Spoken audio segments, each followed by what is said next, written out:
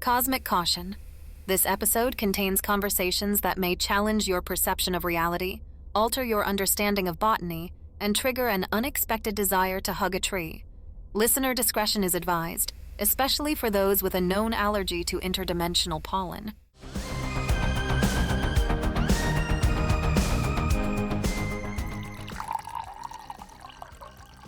Across the stars, through your speakers, and straight into your consciousness, you've tuned into Intergalactic Insider, transmitting across the cosmos direct from Terra Nova. I'm your host, Felix Andromeda, and today we're embarking on a journey that's as much about the heart as it is about the cosmos. Welcome to a very special episode of When Aliens Come to Tea. Today's guest isn't just your average interstellar traveler. They're a Lumin, a botanist, a being whose very emotions shimmer across their skin like an aurora borealis. But they're also someone who's faced profound loss and found a way to rebuild, to reconnect, to rediscover their roots, quite literally, in the far reaches of the galaxy. They say every plant has a story to tell, but what if those stories could rewrite history, heal a broken heart, or even unlock the secrets of the universe? Kriff Quasar, our esteemed guest, is here to help us find out. They've traversed galaxies, communed with sentient flora, and rebuilt a legacy, seed by seed, after a cosmic tragedy. And their work on cross-species empathy, well, let's just say we humans, even on Terra Nova, could use some. And who knows, we might even get some tips on how to keep those darn space ferns from wilting. Plus, be prepared for some gentle ribbing about our strange relationship with plants, especially what Kriff calls our tendency to imprison them in pots. Oh, for the love of Earl Grey, this is not your average tea party. So, settle in, grab your favorite beverage, and prepare to have your mind expanded, your heart touched, and your understanding of the universe challenged. But one question remains. Will this encounter change us, for better or worse? This is When Aliens Come to Tea, where the conversations are always brewing, and the truth is often stranger than fiction.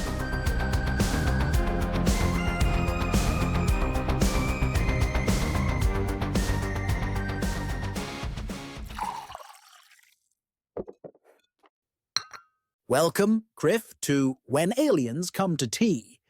It's an absolute honor to have you join us all the way from Loomis. Please make yourself comfortable. The gravity in here has been adjusted to approximate the Lumin standard, and Steep, our AI here, tells me the humidity is optimal for, and I quote, maintaining optimal skin pattern vibrancy. Thank you, Felix. It is a pleasure to be here. Your Terra Nova tea house is, surprisingly calming despite the distinct lack of root systems. Yes, well, we're working on that.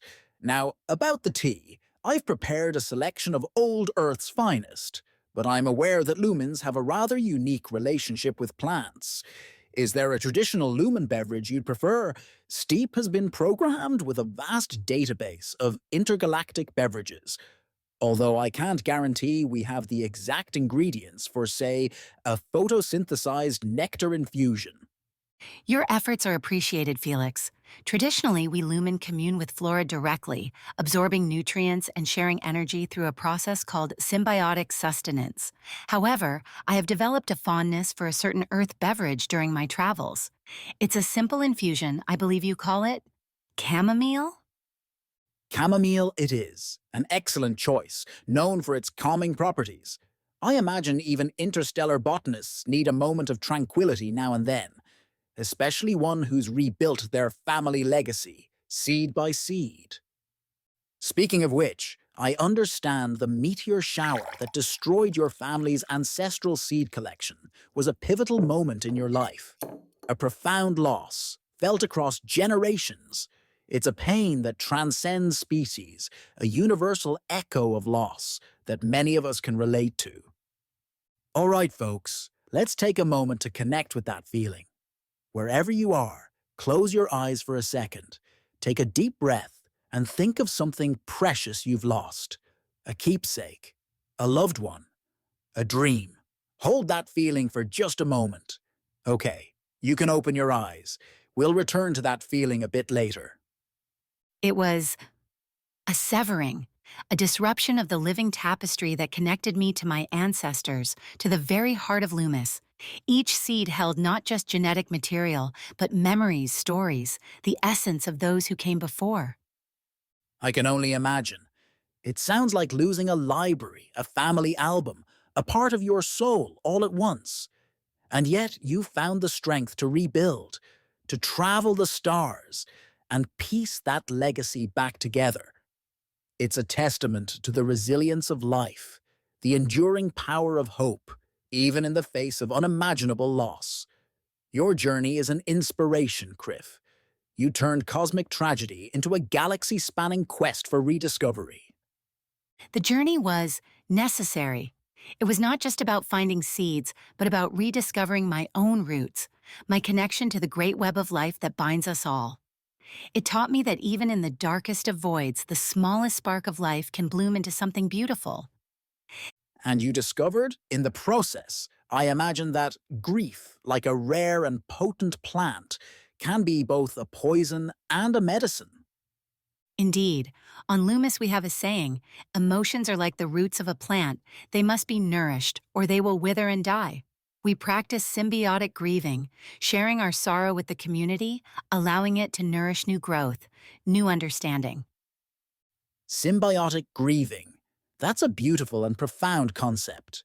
I suspect many here on New Earth could learn a great deal from that. We tend to bottle things up, don't we? Hide our emotions as if they were something to be ashamed of. Perhaps that's why we have so many wilting houseplants and hearts. Here's a thought for you all. What if we treated our emotions like plants? What would that look like? Share your thoughts in the comments. Let's see if we can learn a thing or two from our Lumin guest about emotional cultivation. Perhaps, or perhaps it is simply a different way of experiencing the same universe. Your human tendency to, as you say, bottle things up is intriguing. Though I confess, your custom of keeping plants in small, restrictive pots is equally perplexing. Yes, well, we're a work in progress. But that's why we have these conversations, right? To learn from each other. To bridge the gaps between our worlds, one cup of tea at a time. And maybe along the way, we can all learn to express our emotions a little more colorfully. Before we move on, let's do a quick connection check. Everyone, take one hand and place it on your heart. Take a deep breath and say your name. And your favorite plant or flower if you have one. Ready? 1, 2, 3.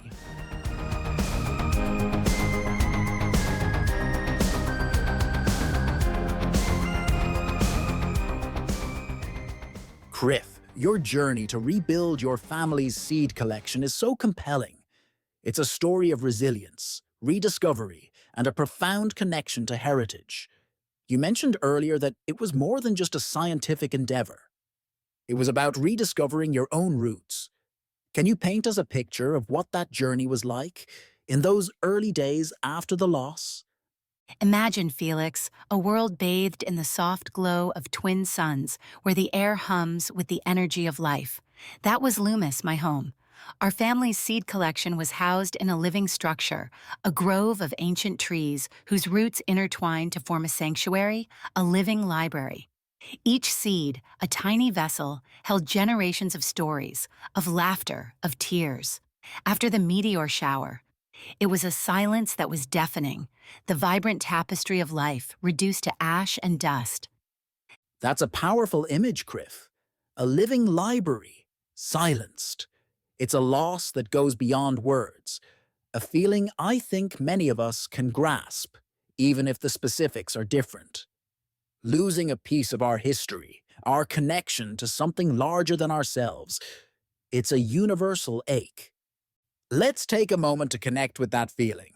Think about a time you felt a profound sense of loss. What did it sound like? What did it feel like in your heart? Share your reflections in the comments. Let's create a space for shared empathy. What was the first step you took after the meteor shower, Kriff? How did you even begin to process such a devastating loss, let alone start to rebuild? The first step was acceptance. I wandered through the ruins of our ancestral grove, the silence pressing in on me. And then, amidst the devastation, I found it. A single resilient seedling pushing its way through the ash. So small, so fragile, yet so determined to live. That seedling. It's a powerful symbol, isn't it? A tiny spark of hope in the face of overwhelming darkness. It reminds us that even after the most devastating events, life finds a way to reassert itself. It was a turning point. That seedling was more than just a plant, it was a message, a promise. It ignited within me a determination to not only rebuild the collection, but to also rediscover the knowledge that had been lost. The wisdom of my ancestors encoded in those tiny seeds. And that's what sets you on your journey across the galaxy, a quest driven by hope and a deep sense of responsibility to your heritage. Yes, each seed I saw wasn't just a specimen. It was a story waiting to be retold, a connection to a lost past. I remember the humid, vibrant jungles of Xylos, where I found the iridescent sky bloom, a flower that unfurls only under the light of a triple rainbow. Its seed hummed with energy, a symphony of light captured in a tiny shell. That sounds incredible. You make the galaxy sound like a vast living garden, full of hidden wonders. It is, and each world holds its own unique lessons. On a desolate moon orbiting a gas giant, I encountered a colony of sentient fungi living deep beneath the surface. They communicated not through sound but through intricate networks of bioluminescent resonance. Sentient fungi, communicating through light. It's mind-boggling to imagine. What did you learn from them? They had a collective consciousness, a shared memory stretching back millennia. They showed me the interconnectedness of all things on a scale I had never conceived. They perceived time not as a linear progression, but as a vast, interconnected web, much like the root systems of our Lumin forests. It sounds like they offered you a profound lesson in the nature of time, of connection, of life itself. A perspective that transcends the individual and embraces the whole. They did. They reminded me that loss is not an end, but a transformation. Just as a forest fire creates space for new growth, so too can loss create space for new understanding, new connections. Even the smallest seed, the faintest glimmer of light, holds the potential for renewal. And that's a lesson that resonates across the universe, doesn't it? It's a message of hope, of resilience, that speaks to the very core of our being. Kriff's journey reminds us that even in the darkest of times, hope can blossom in unexpected places. What small acts of hope or resilience have you witnessed, in your own life or in the world around you? Share your stories in the comments. Let's inspire each other with reminders that even the smallest spark can ignite great change. Kriff, your story is a testament to the power of the enduring spirit, the unbreakable bond between generations, and the profound wisdom that can be found in the natural world. You've turned loss into a catalyst for growth, not just for yourself, but for the entire galaxy. And that growth, that journey has brought you here, to our humble tea house on Terra Nova. It's a privilege to share this space, this time, and this cup of chamomile with you. The privilege is mine, Felix, and this chamomile tea, it is surprisingly soothing. It has a subtle resonance that reminds me of the glow ferns of my homeworld, though I confess I am still adjusting to the linear consumption method. Yes, we humans do have a rather linear relationship with most things, including beverages, but I'm glad you're enjoying it. And it provides the perfect backdrop to learn more about each other's cultures. But first, a brief pause, so listeners can absorb what we just learned and maybe refill their own cups or photosynthesize whatever they consume. We'll be right back after these messages to delve into the fascinating cultural exchange between lumens and humans. Don't go anywhere, especially if you are listening in a spaceship in the middle of a nebula. Those cosmic rays can do weird things to your perception of time. Well, butter my biscuits and call me a space cadet. This is Darla Sue from the asteroid belt just outside of Sector Q7. And honey, I just gotta give a big ol' shout out to the fine folks at Captain Quasar's Intergalactic Pet Emporium and Kazoo Symphony. Y'all, I've always been a critter person. Back home, I had a whole menagerie of two-headed space squirrels singing space slugs and three-eyed meowers. But after my last divorce, bless his heart, bless it to smithereens, I found myself a little lonely. So, when I heard that ad on the Intergalactic Insider talking about Captain Quasar's grand opening, I just knew I had to mosey on over in my trusty spaceship, the Pink Nebula. And let me tell you, I was not disappointed. This place is a regular Noah's Ark of interdimensional awesomeness. They got your fuzzy ones, your slimy ones, your ones that glow in the dark, and even a few that I'm pretty sure can predict the future, or at least help you file your taxes. But the real kicker, the Kazoo Symphony. Captain Quasar, bless his one good eye, he's not just a pet peddler, he's a musical visionary. Every critter in that place comes with a complimentary kazoo and a crash course in intergalactic harmony. Now, my little home is filled with the joyful noise of my new family. I got a four-armed Grobinar pup named Sparky, who's a natural on the bass kazoo, a trio of psychic space kittens who harmonize like angels, if angels sounded like a rusty spaceship engine, that is, and a fluffy, multicolored Zylardian fuzzball, who I swear can play the theme song to Galaxy Rangers on his tiny little kazoo. It's like a tiny furry one being banned that sometimes predicts my lottery numbers. He is often wrong, but what can you do? My days are filled with music, laughter, and the occasional interdimensional hairball. But hey, that's the price of happiness, right? So, if you're feeling a little down in the dumps, or if your spaceship just feels a little too quiet, head on over to Captain Quasar's. Tell him Darla Sue sent ya. And don't forget to ask about their special on kazoo polish. It really brings out the shine and the high notes. This is Darla Sue, signing off. And remember, a home without a pet is like a black hole without a singularity. Just a big ol' empty void. And a home without a kazoo is just plain uncivilized.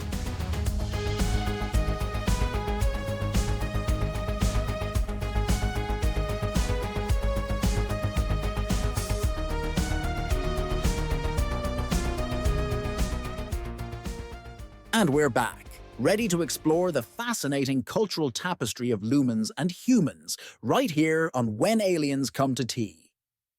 Kriff, let's dive into that cultural exchange. You mentioned earlier the Lumin concept of symbiotic grieving, which I find incredibly moving. It's such a contrast to how many human cultures approach loss, often with isolation and silence. Could you elaborate on how this practice works within Lumin society? On Loomis, death is not viewed as an ending, but as a transformation, a return to the great web of life. When a lumen passes, their physical form is composted, returning its nutrients to the soil, but their memories, their essence, are preserved within the symbiotic network. A symbiotic network. Imagine a vast, interconnected network of roots stretching across the entire planet. The roots of our sacred trees, intertwined with the fungal colonies beneath the surface, form a living memory bank. When we grieve, we commune with this network, sharing our sorrow, our memories of the departed.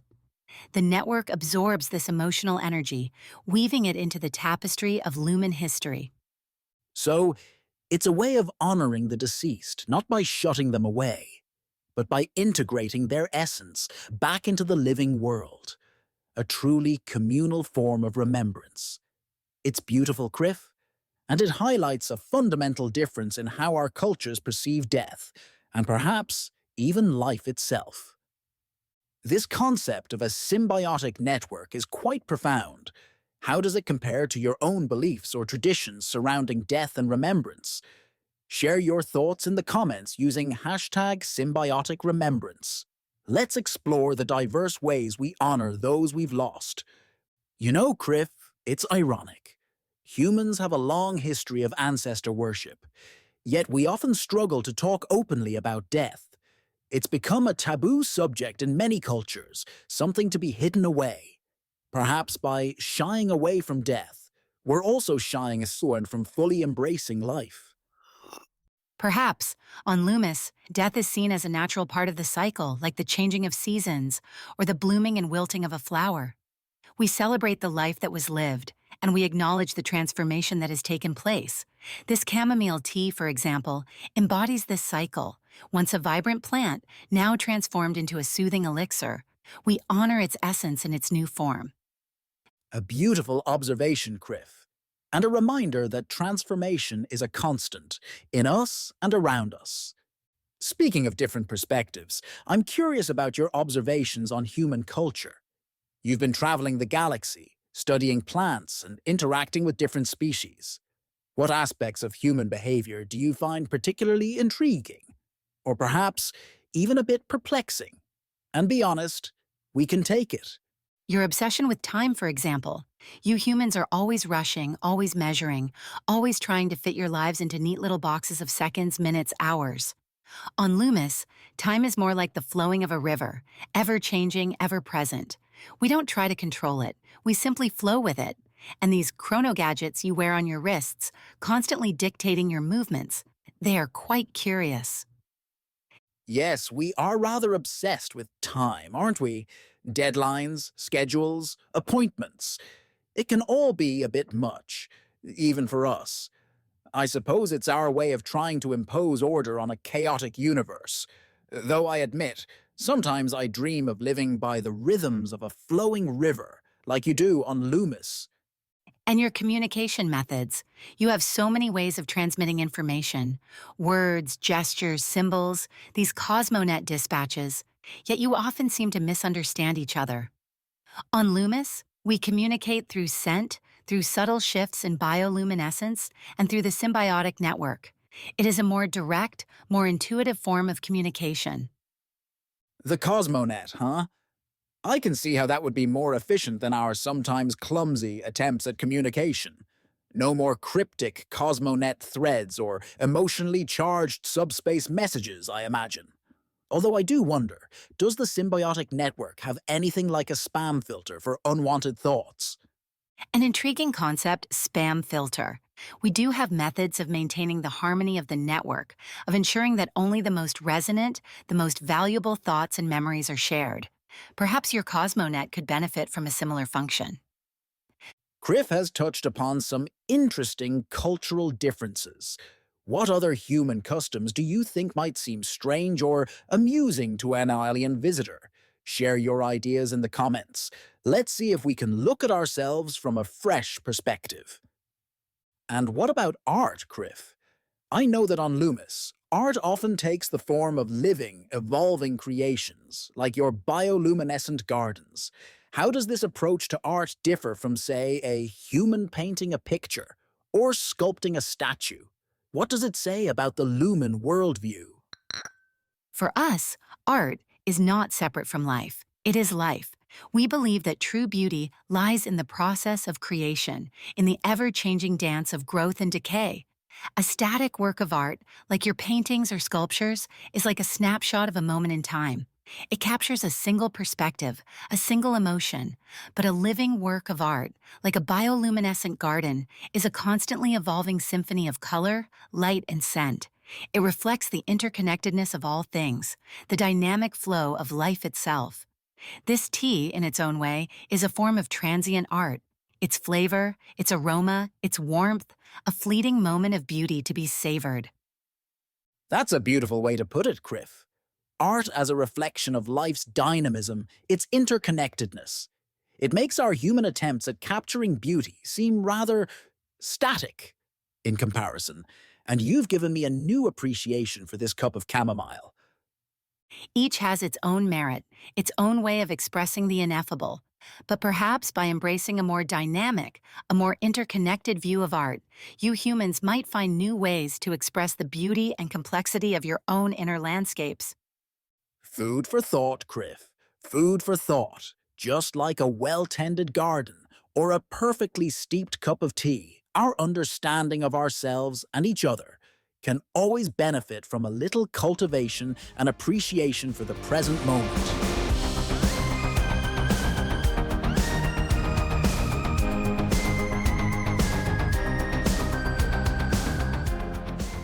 It's time for our tea time conundrum, a little thought experiment to ponder as we sip our tea, or in your case, commune with its essence, I imagine. Intriguing. On Loomis, we often contemplate the whispers of the wind weeds, philosophical riddles carried on the breeze. I am eager to hear your conundrum. Excellent. Now, listeners, this is where you can join in as well.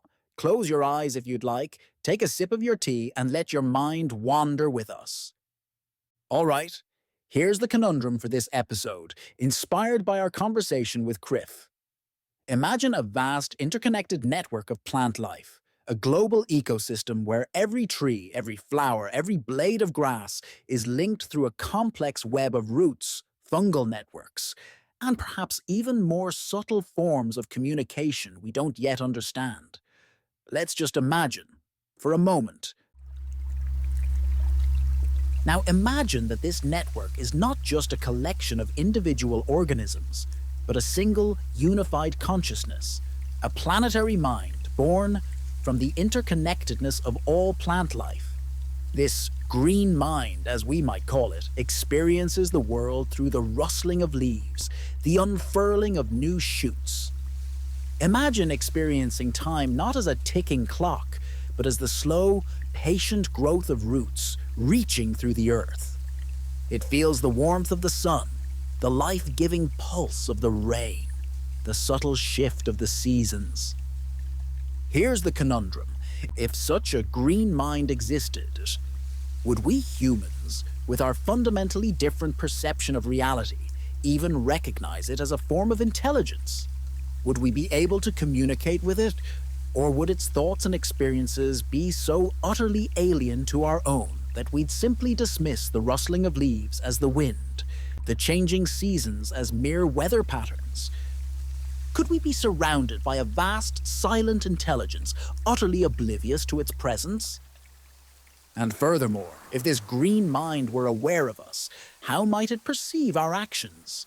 And if it felt threatened, not by lasers or spaceships, mind you, but by the relentless expansion of our cities, the poisoning of the soil, the disruption of its delicate balance, how might it respond?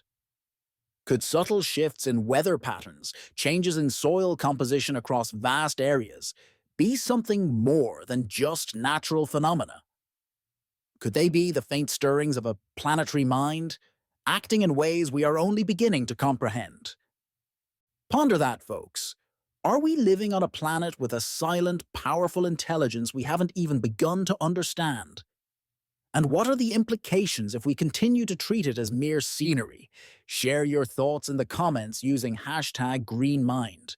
We might even feature some of your reflections or warnings in our next episode. Kriff, this concept must resonate with you, given your intimate connection with plant life. What are your thoughts? Does the green mind align with any Lumin beliefs or philosophies? It aligns deeply, Felix. The green mind is a concept we understand well, though we call it by a different name, the Great Root Consciousness. On Loomis, we believe that all plant life is interconnected, not just physically, but also spiritually. We believe that this interconnectedness gives rise to a collective consciousness, a wisdom that far surpasses our own individual understanding. This consciousness is not separate from us, but a part of us as we are a part of it. It is the source of our life, our knowledge, and our connection to the universe. So for you, the idea of a planetary consciousness isn't a theoretical concept, but a lived reality. Indeed, we commune with the Great Root Consciousness regularly, seeking its guidance and sharing our experiences. It is a source of profound wisdom and a constant reminder that we are all part of something larger than ourselves. It sounds like we humans have a great deal to learn from the Lumin perspective. Perhaps by tuning in to the subtle whispers of the natural world, by listening to the rustling of leaves and the flowing of water, we might just begin to glimpse the vast intelligence that surrounds us, an intelligence we've been ignoring for far too long. And on that thought-provoking note, it's time to shift gears from the philosophical to the personal, from the weighty to the light-hearted. We're about to enter the rapid-fire tea round, but first, a quick break to refresh our tea, and perhaps to ponder whether our choices are predetermined or not. We will be right back.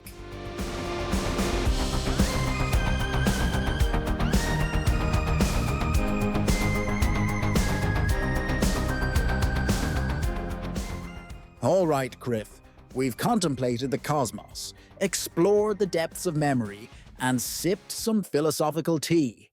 Now, it's time to shake things up a bit with a round of rapid-fire tea. I believe I'm prepared. On Loomis, we have a game called Echoes of the Aurora, where we respond to each other's shifting colors with corresponding sounds. This should be stimulating.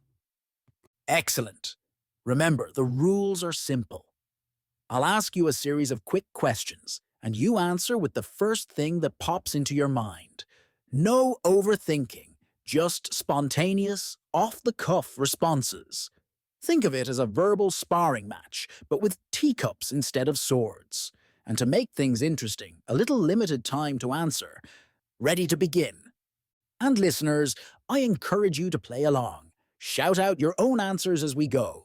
Don't be shy. Let's see how your responses compare to Kriff's. You can also share your answers on social media using #RapidFireTeaRound. Let's see what the galaxy comes up with. Fantastic, let's dive in. We will start with some questions on your personal preferences. First question, what's your favorite Earth plant, besides chamomile, of course? The Venus flytrap. Its predatory nature is fascinating. Interesting choice. Okay, next question. What's the most embarrassing thing that's happened to you during your interstellar travels? Accidentally absorbing a hallucinogenic pollen on Xylos 5. I spent several hours convinced I was a sentient mushroom. Haha, that's one for the hollow books. We definitely have to hear more about that later. Maybe Steep can play us the recording sometime.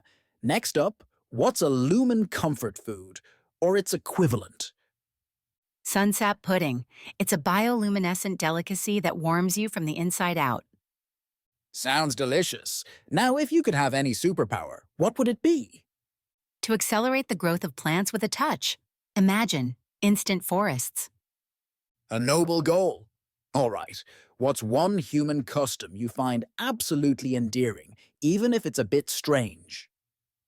Your fondness for small furry creatures you call pets. It is heartwarming to see such interspecies affection. We do love our pets, don't we? Okay, what's the most beautiful thing you've ever seen in the galaxy? The birth of a nebula, a cosmic explosion of color and light, a breathtaking reminder of the universe's constant state of creation. A truly awe-inspiring sight indeed. You have a knack for the poetic, Kriff. Next question. What makes a Lumin laugh? The unexpected blossoming of a rare flower. It is a joyous affirmation of life's unpredictable nature. That's beautiful. Now, what's one thing you're really bad at? Maintaining a consistent spatial orientation. I sometimes drift upwards in low-gravity environments. Haha, I can relate to that. One time I lost my teacup during a spacewalk. Still haven't found it. Okay, if you could take one thing from Earth back to Loomis, what would it be besides a lifetime supply of chamomile and a manual on how to avoid hallucinogenic pollen? Your music. It is a fascinating form of emotional expression, even though I do not fully understand the concept of rhythm. We'll have to work on that. Maybe Steep can give you some drumming lessons. Next up, what's your biggest fear? The complete loss of biodiversity, a silent, barren universe devoid of life's vibrant tapestry. A fear we share, Kriff. All right, let's shift gears a bit. Now some would-you-rather questions. Would you rather have the ability to talk to plants or to teleport anywhere in the galaxy? Talk to plants. While teleportation is tempting, the ability to communicate with all forms of plant life would be invaluable for my research and far more enriching, I suspect. Good choice. I can see the headlines now. Lumin botanist solves world hunger by asking plants nicely to grow faster. Next, would you rather live on a planet with no technology or a planet with only technology? That is a difficult choice. I believe a balance is essential. But if I must choose, I would say a planet with no technology. Life finds a way, even without artificial enhancements. But without life, Deep thoughts, Kriff. All right, now for some what-if scenarios. What if humans could photosynthesize like lumens? How would that change our society? you would likely be far more peaceful spending your days basking in the sun, and your cities might be covered in greenery, which would be a welcome change, though I imagine rush hour might become rather crowded at prime sunlight spots. I can picture it now. All right, next, what if you could download any skill or knowledge directly into your brain? What's the first thing you would choose to learn? The ability to play the human guitar. I hear it can produce sounds that mimic the emotional resonance of the aurora on Loomis. Excellent choice. We'll have to get you a guitar after the show. Now, a few questions tailored just for you, Kriff. What's one thing you miss about Loomis? The whispers of the windweeds, the philosophical debates carried on the breeze, they are a constant source of inspiration and contemplation. Sounds enchanting. Okay, what's the biggest misconception humans have about lumines? That we are simply plants ourselves. We are sentient beings just as you are. We may have a symbiotic relationship with flora, but we have our own unique consciousness, emotions, and dreams. An important clarification, Kriff. We wouldn't want to reduce such a complex and fascinating species to a mere houseplant. Now would we? All right, final question, and make it a good one. If you could give humans one piece of advice, what would it be?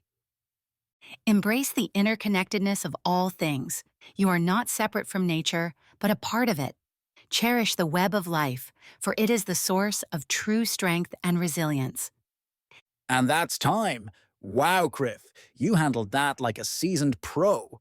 Embrace the interconnectedness of all things.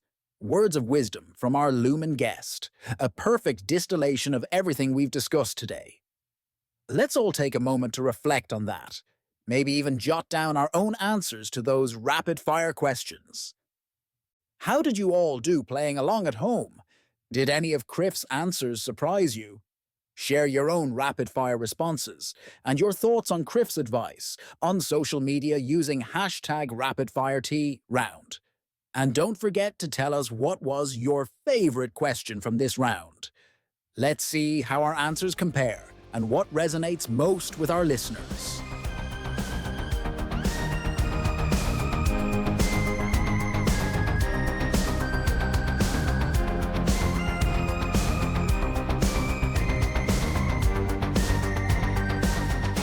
Well, folks, our tea is getting cold, and our time together is drawing to a close.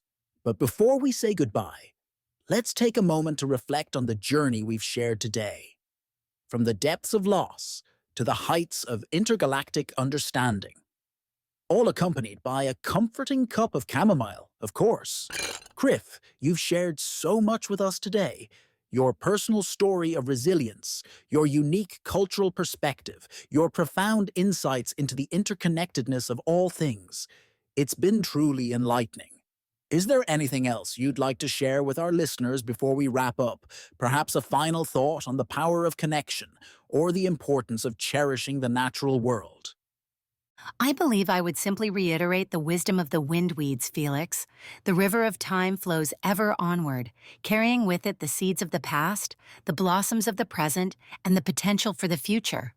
Each moment is precious, each connection a gift. Cherish the web of life in all its intricate beauty, for it is the source of our strength, our resilience, and our shared journey through this vast and wondrous universe.